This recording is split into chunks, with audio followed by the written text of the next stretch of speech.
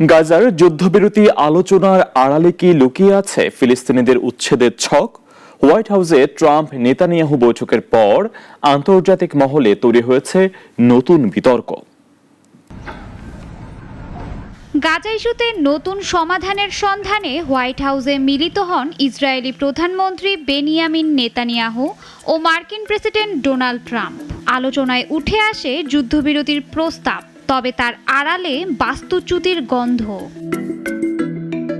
যুক্তরাষ্ট্র ও ইসরায়েলের প্রস্তাব গাজার ফিলিস্তিনিদের ঐচ্ছিক বাস্তুচ্যুতি।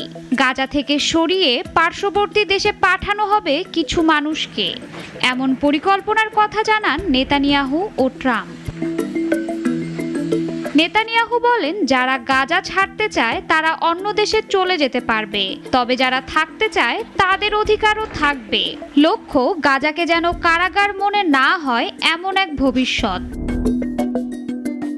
অন্যদিকে ট্রাম্প দাবি করেন, এই পরিকল্পনায় পার্শ্ববর্তী দেশগুলোর সহযোগিতা মিলছে।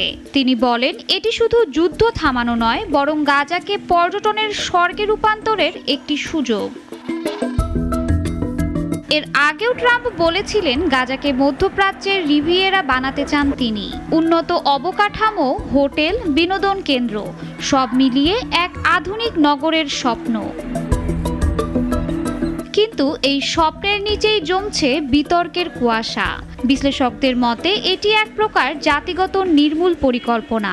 ঐচ্ছিক বাস্তুচ্যুতির আড়ালে বাস্তবে ফিলিস্তিনিদের গাজা ছাড়তে বাধ্য করা হতে পারে।